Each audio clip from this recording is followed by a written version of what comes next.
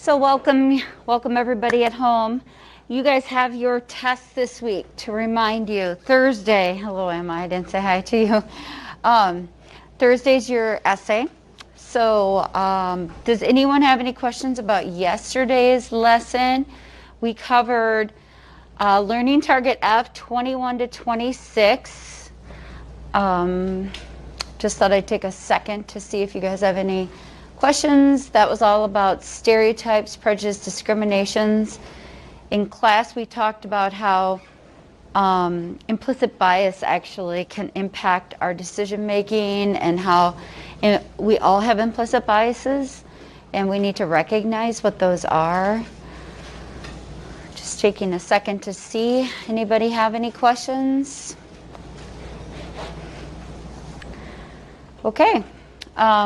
If you do, please let me know. Today, our goal is to get through Learning Target E, which is about aggression and why are people aggressive. And then from there, we're going to skip G and H. I'm going to hit those tomorrow. And then I would like to talk about, with your class, Learning Target I, which is conflict, and how we handle conflict in different situations. You guys have a 40 studies that will be due on, I believe, Thursday when you come into class for your FRQ. Okay, so the worksheet that accompanies that 40 studies is in your binder, and it's the 40 studies is on Kitty Genovese, and this is what the worksheet looks like. It's the last one for this unit. You can either write on here or you can write on your own separate sheet of paper and turn it in that way. Okay, so the first thing I would like us to do then is to actually show you a video about aggression. And your goal is going to be to kind of just look through the lens as a scientist, as a psychologist, and say, why is there aggressive behavior and what is causing this aggressive behavior? I think it's really important we don't say aggression, similar to other behaviors in our society, are singular, that there's one reason why people are overly aggressive or one reason that people are overly depressed or et cetera, et cetera. And so this is a good chance for us to say, what are the multiple reasons why people in this video are aggressive? I'd like you to look at the players as well as the fans when you're evaluating why they were aggressive during this time. Just a little background information of what I'm going to show you. It's about a 5-minute clip. I have this on the board. This is not going to be tested on, but this is just the background information of the video. So there was in 2004, which you guys were very young at the time, probably around 2, am I right? There was a big brawl, a big fight that broke out in the NBA, and it was called Malice at the Palace. So the Palace is the name of the actual stadium of where they play. It still is called the Palace. And malice meaning just craziness, right? And the two teams that are playing are the Detroit Pistons and the Indiana Pacers. They're playing at home. This is in Detroit. Anybody know any history about Detroit? About them as players or their fans? Okay, so nothing at all. There's nobody that has any knowledge about. Okay, that's okay.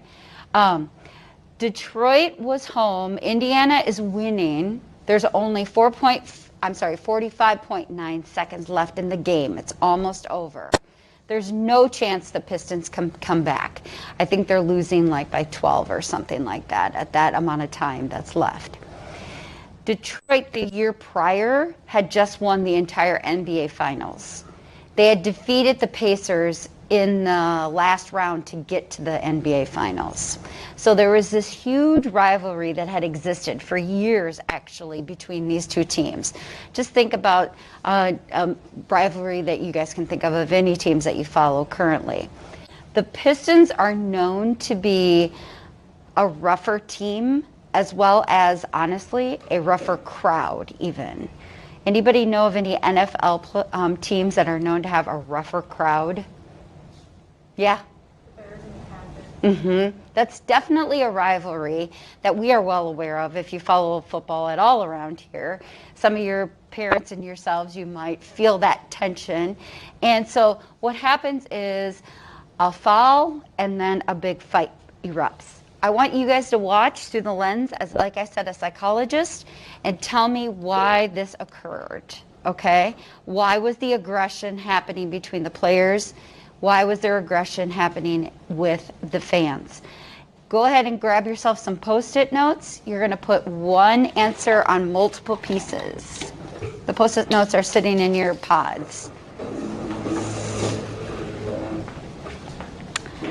So you want about, I don't know, we're looking for like five reasons, 5 separate reasons, but you can just grab a whole stack and share. It's not a big deal. Just take a seat. You can answer either as it's going, or you can answer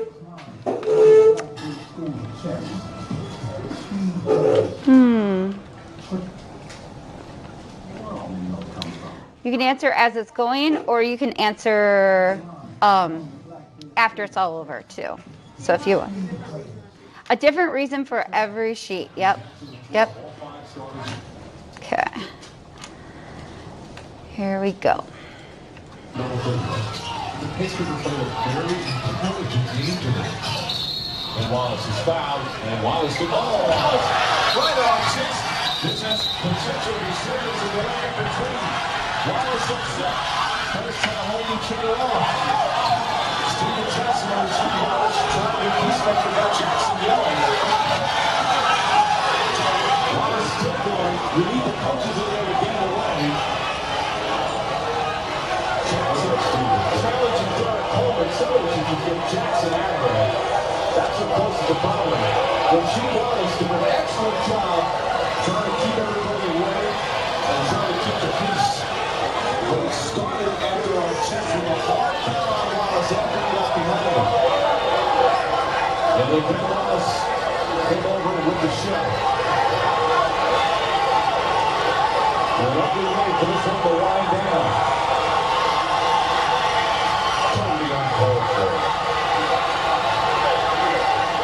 I want to see the foul again because it appeared Wallace was passing him in our chest choking. And that's what Wallace took exception to, because you still can't react that way. You got to let it go. That's not that hard of a foul. It's not a normal foul, but not that hard. And Ben Wallace can't react that way. Wallace is still charged up. Now Wallace, I would assume, has been ejected. The way Steven Jackson's playing on, they should eject him as well. They need to somehow find a way to get this game over as quickly as possible. The problem is, if Wallace is ejected, I'm not sure. Do you have to walk past the pace of bench to go? Now Artest has jumped over the scorer's table and is trying to get down to the bench. Artest is in the stands. Oh, this is over. The fans are making balls. Steven Jackson's in the fans. Rasheed Wallace going into the stands. The security trying to somehow restore order. Players and players are going out. The players trying to help each other out. This is a disgrace. All the players now, they're jumping in there and trying to get the other players out because the fans are coming hard.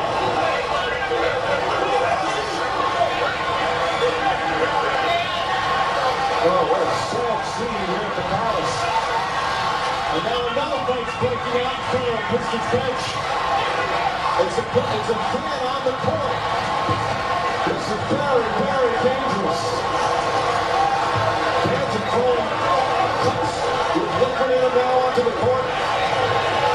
Ron Artest has a look in his eye. It's very scary right now.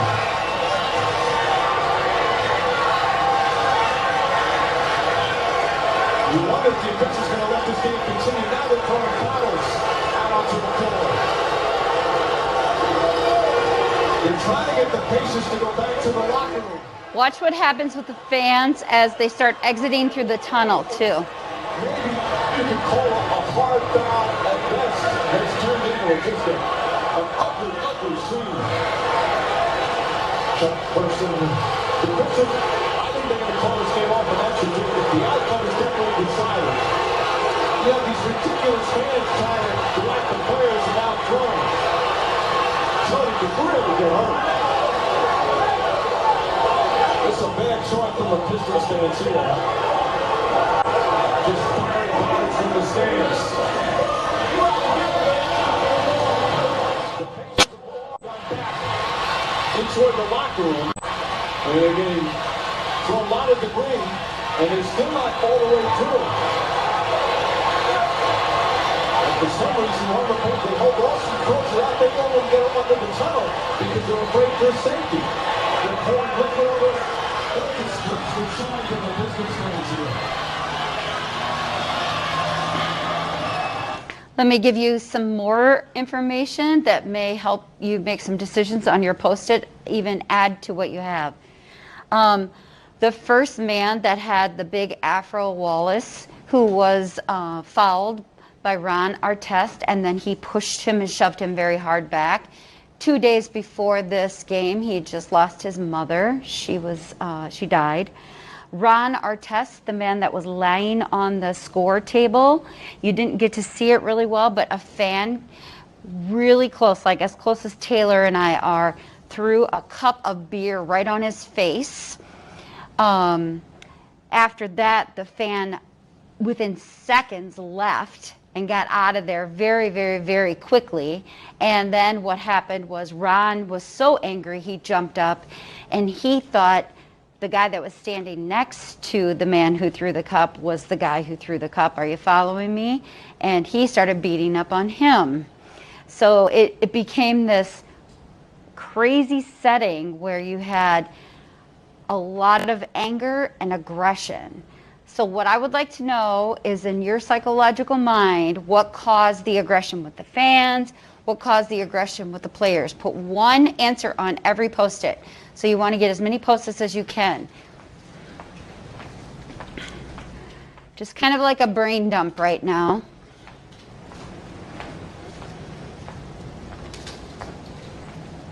Does it have to relate to a vocab word? Does it what? No, but if you, Corey asked, does it have to actually link to a vocab word? It doesn't, but if you find a vocab word, I'll pull this up in a second, that you're like, oh my God, I think that could be definitely a reason, please put it down.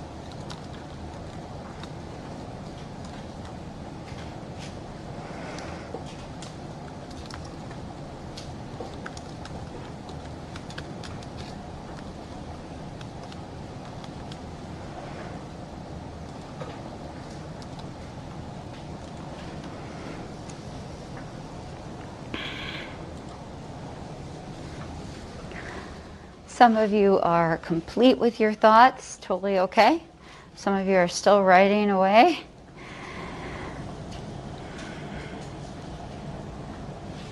I want you to leave here understanding that there is multiple facets of why people are aggressive. Your book does a really nice job kind of categorizing it into 3 categories. The 3 categories are listed on this board over here behind Taylor Schmelzer. There's a biological reason why people are aggressive, and I know you guys can't see really well because of the poll, and it's important that you understand the 3 categories.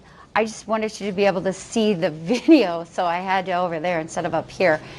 There's a biological reason why people are aggressive, there's a psychological reason why people can be aggressive, and there's a social cultural reason why people can be aggressive. And often people are aggressive because of multiple categories, not just one singular category. But when you put a variable here, a variable here, and a variable here, now all of a sudden we have this volcanic eruption that it's even worse. So you have one isolated variable, your chance of being an aggressive person may not occur, but you have all of those things kind of wrapped up in one. We're going to have a better chance that volatile situations are going to occur. So what I want you guys to do now is at your desk, categorize where you think your choices are. So just make 3 categories, put biological off to your left side of your desk, put psychological reasons in the middle, and then put social cultural reasons off to the right side. Social cultural, the environment, things that are going on in society at the time, right? Psychological, things that you think about when you have aversive events or aggressive events, how it makes you feel. And then biological, this is more our brain and different things going on within our body systems. 3 categories on your desk. So 3 columns. If you don't have a column fulfilled, you and your group are going to fulfill a column. So talk to each other, you guys on this side of the room and you guys on this side of the room.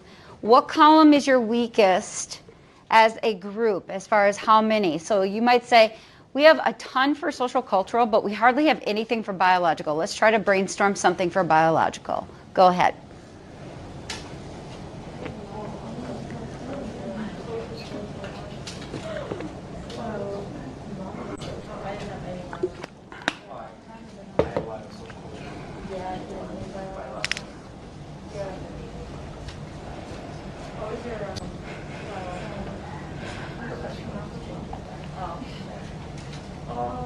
It's more psych, I think so. Like the player missing the ball. So which one is your group struggling with?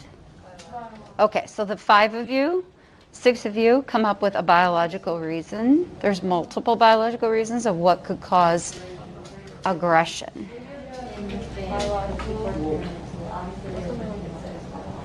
I said, walls and a lot of raw emotion because the mother just passed. Be biological, but that's more psychological. Yeah, that would definitely be psychological, but I could see that.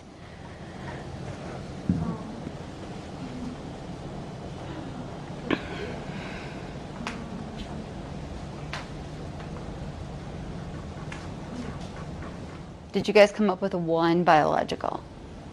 Okay. You guys have one biological over there?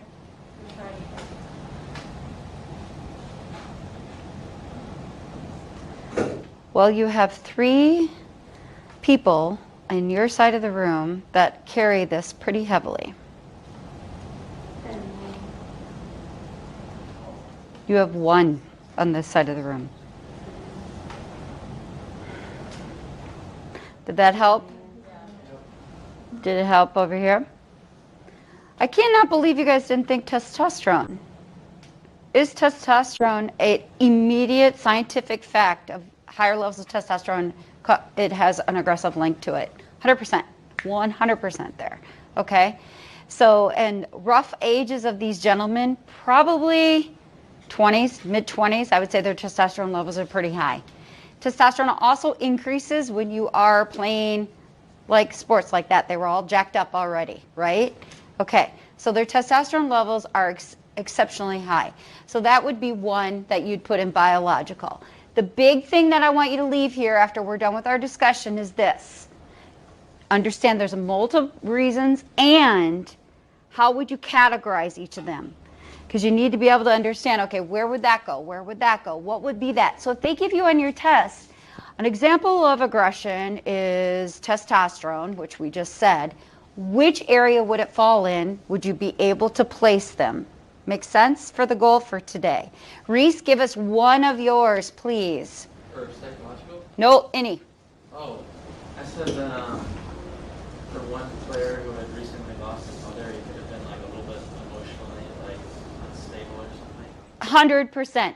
If you have that one, you guys can eliminate that one from your stack. Reese, put it on the board where you think it goes. What he said at home was he said the player, which would be Wilson, I think his name, was it Wilson? Wallace, thank you. It was a W.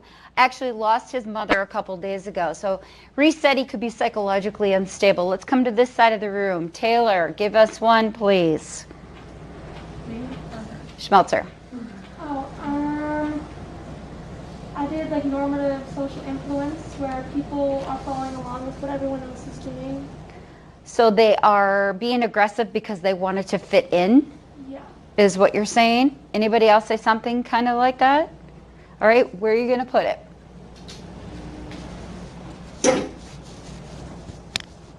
What do you guys think?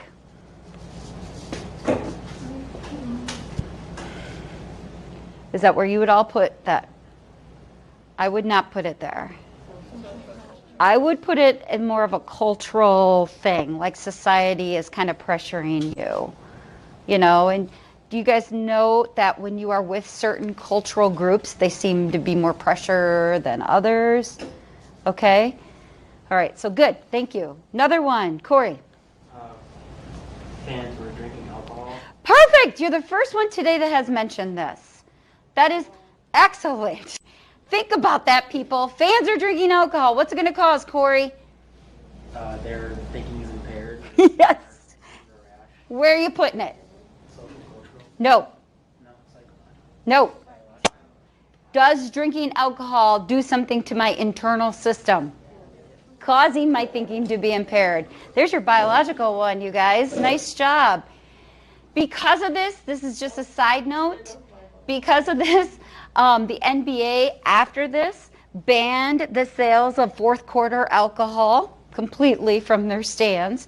They reduced the size of alcoholic beverages that they would sell from 24 ounce to whatever.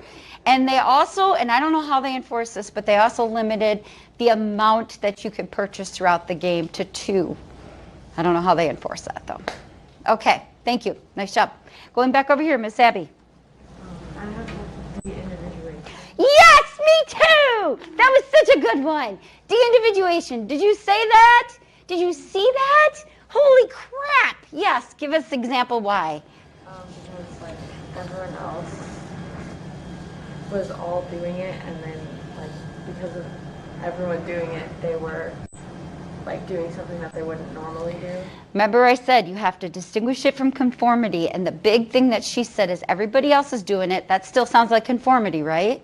But then she said, but they were doing stuff they wouldn't normally do. Would you agree that the fans were probably doing, many of those fans were probably just getting caught up in the moment? And what was the last piece with de-individuation? Anonymous. Yes, anonymous. There were so many, I don't know how many fans were in those stands, but there were so many. Easy to just kind of think, oh, how are they going to catch me, right? Where are you going to put it, dear? Do we agree? Social, cultural, de-individuation. I agree with that one, for sure.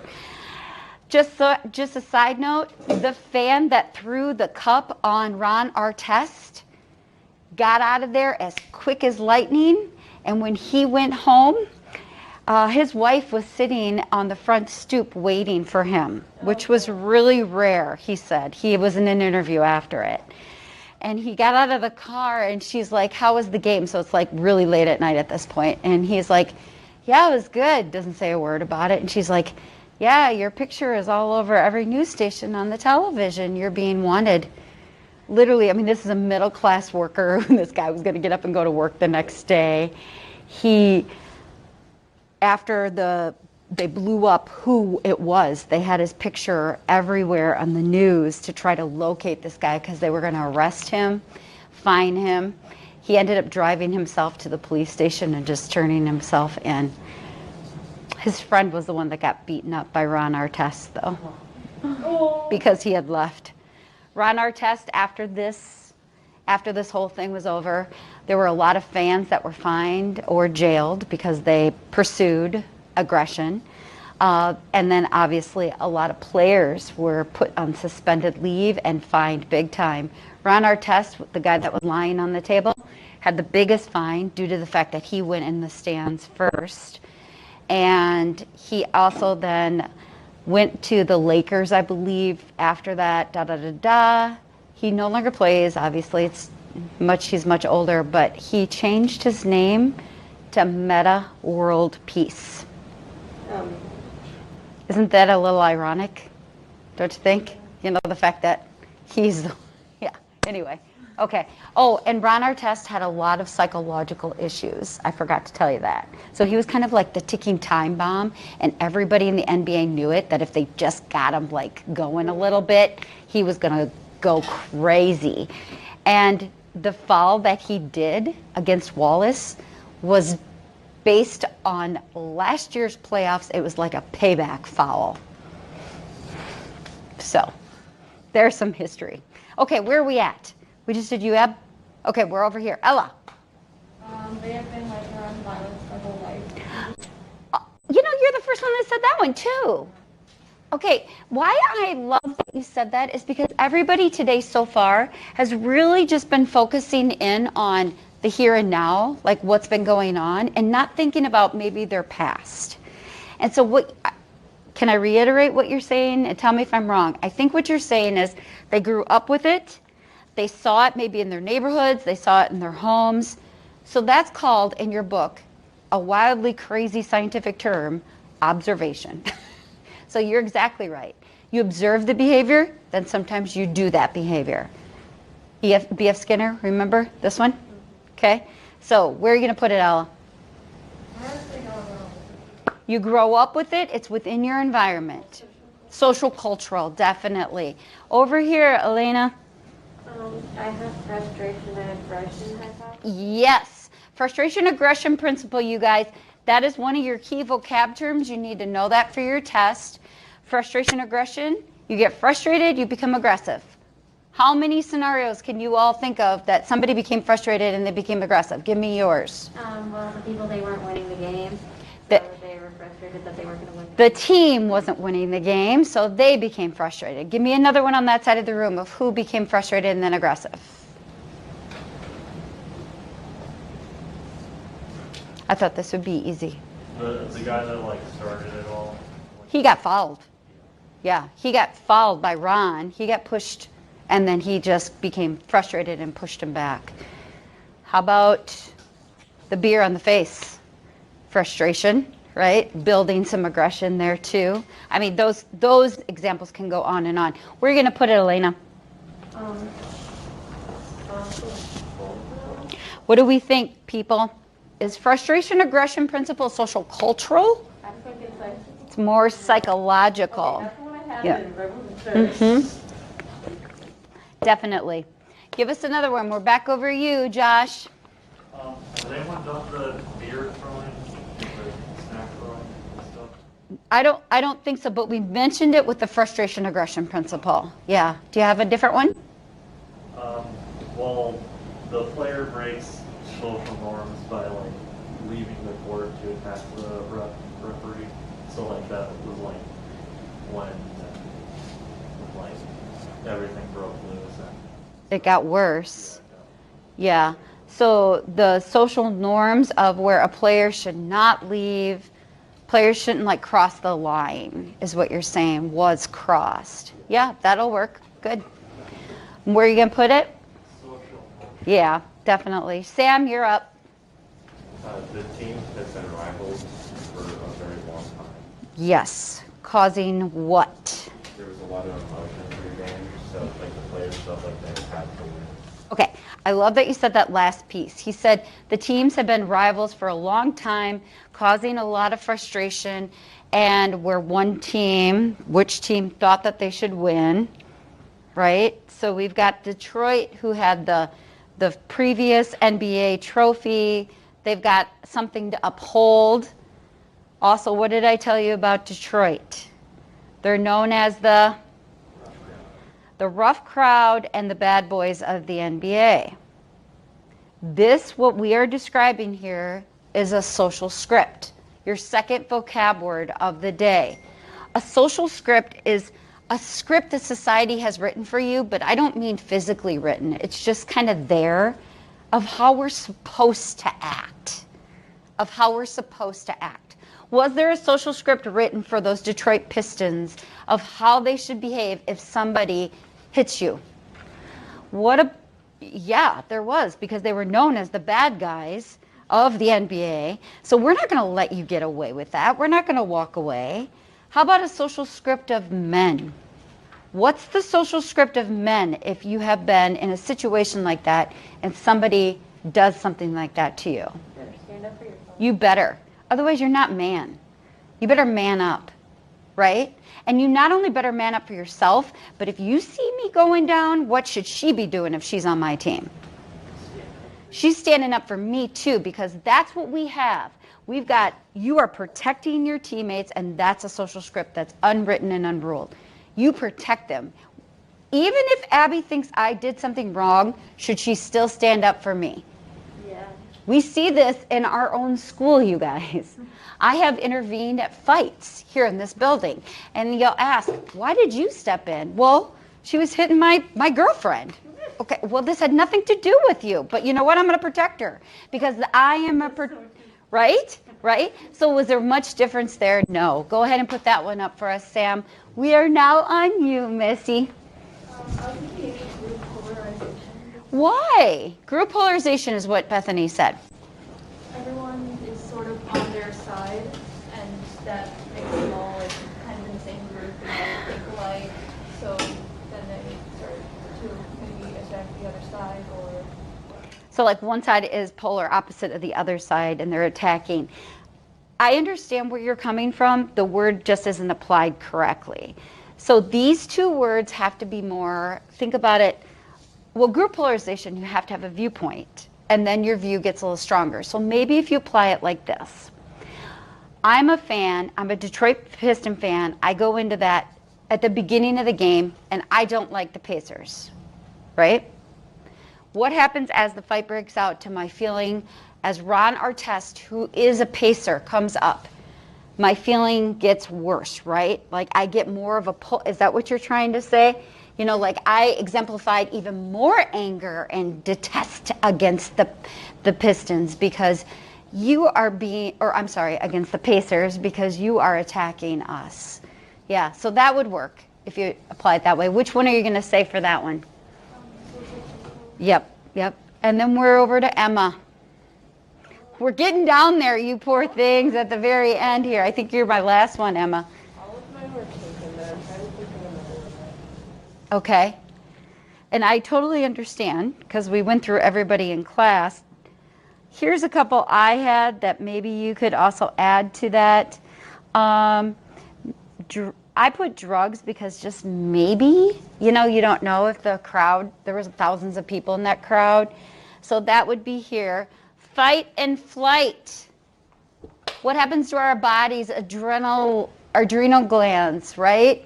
So you hit me, most people go into that fight and flight mode where immediately that stress responder, cortisol, is going to amp up, and now I'm like, I'm putting up my fist and I'm protecting myself. That's here, okay? In addition, two other things for brain that you need to make sure you note that was in your book. One, a very small area in your limbic system is responsible for aggression. It's called the amygdala. And the amygdala can be an actual promoter of aggression. Two, another one you should know for your exam, brain.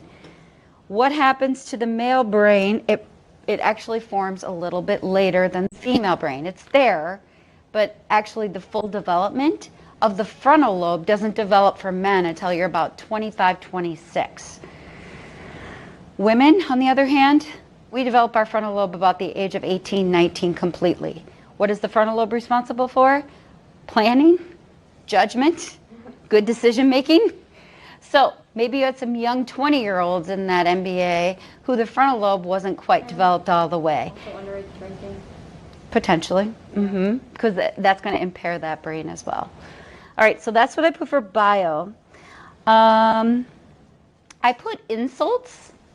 The fans, we're giving them insults, taunting them on and on and on, and just being really, really nasty. That can affect your psyche as well.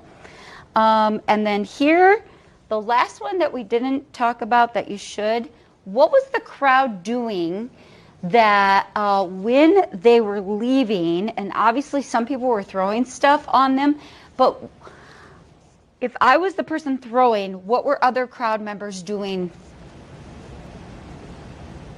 I'm throwing on Taylor, I'm throwing my beer, I'm throwing popcorn on her. What is Abby doing if she's standing right next to me? She was doing something up there. She's cheering me on. She's encouraging it.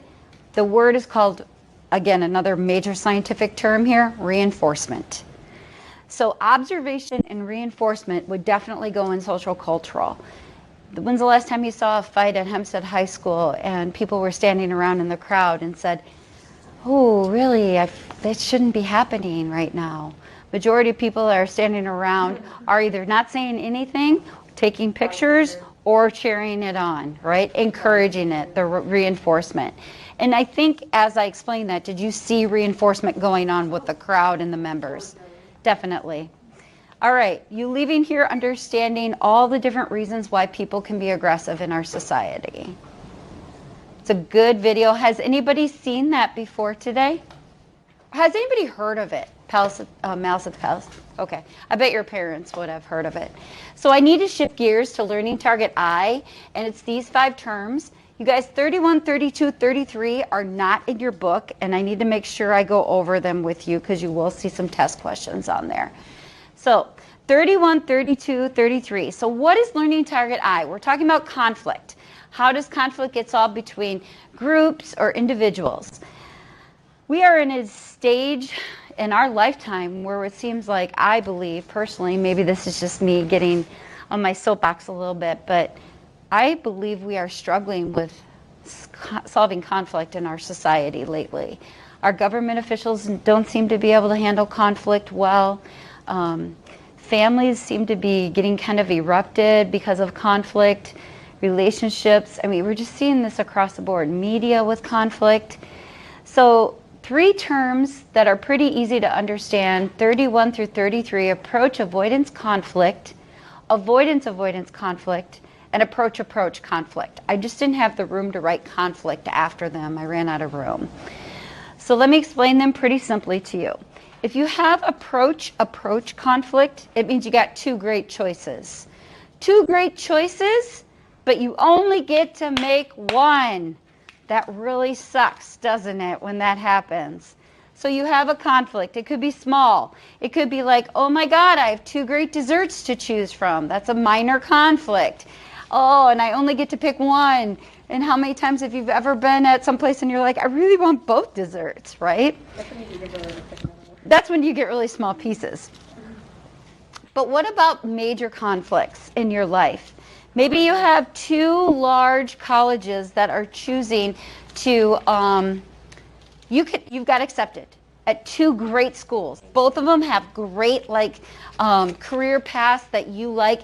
Both of them are in great locations. You can only pick one though. And so that would definitely be more of a larger example of, I've got 2 great choices and I can only pick one. Avoidance is the exact opposite. You have 2 really crappy choices and you only get to pick one. But they're both really bad choices and you don't want to pick either one of them.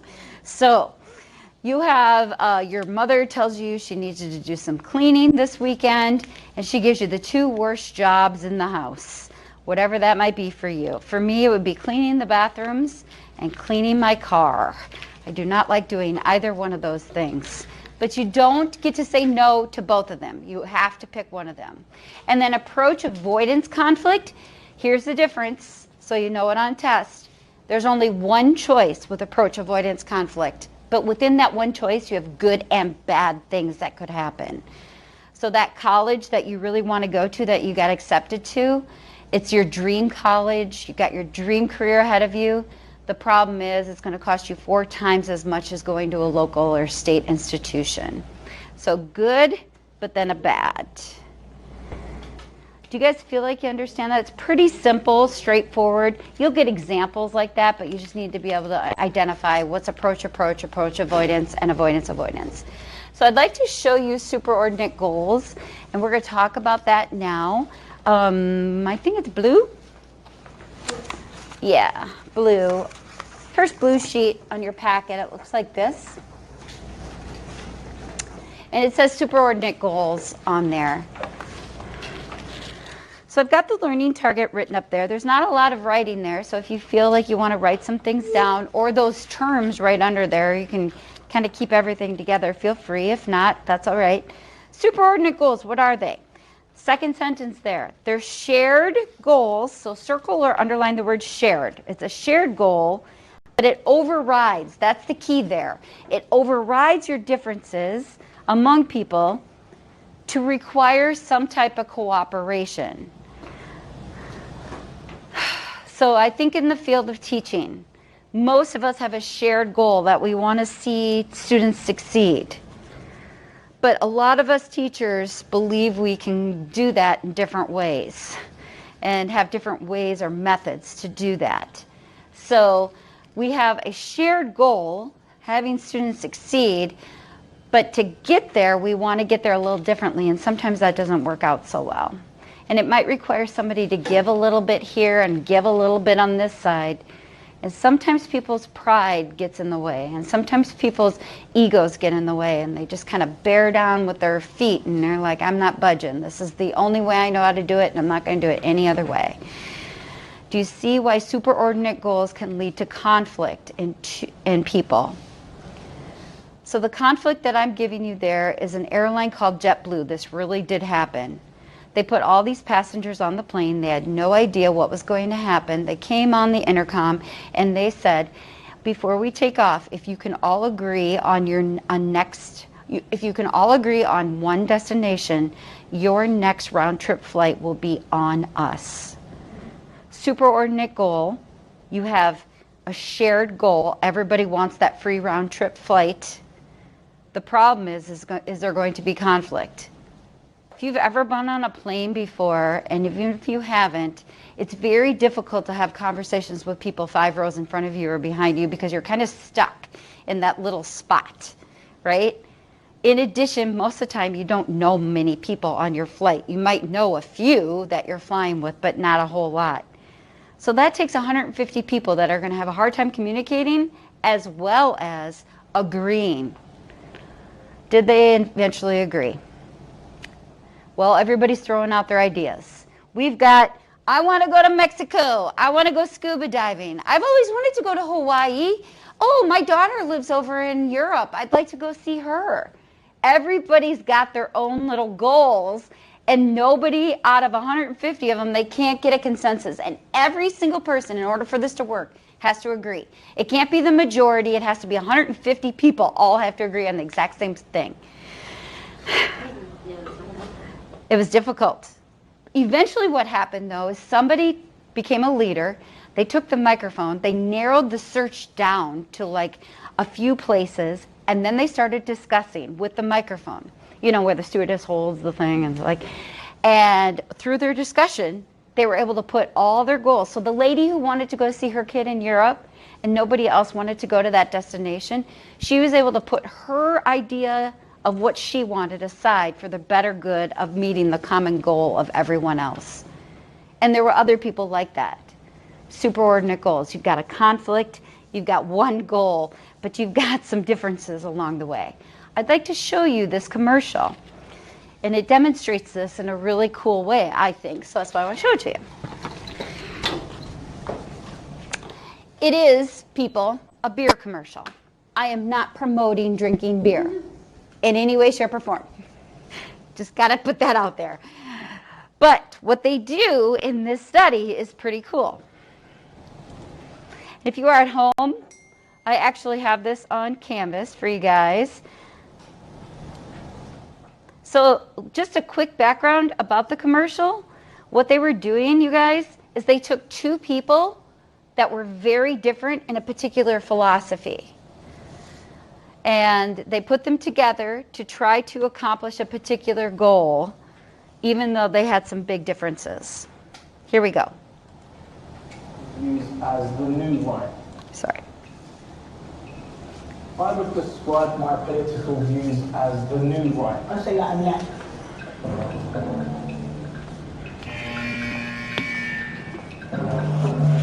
Feminism today is man-hating. I would describe myself as a feminist, 100%.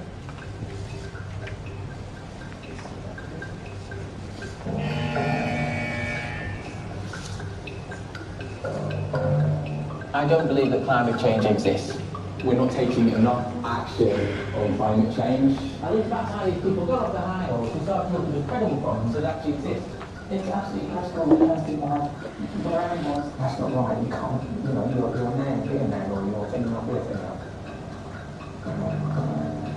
Women do need to remember that we need you to have our children. Could I go home with someone said a woman's place to leave the home? Right, okay, well I'm an expert at flat packs. If you've any trouble, just watch me. It's that I've got your instructions here. I think so. Let me up here. There's some just up it there.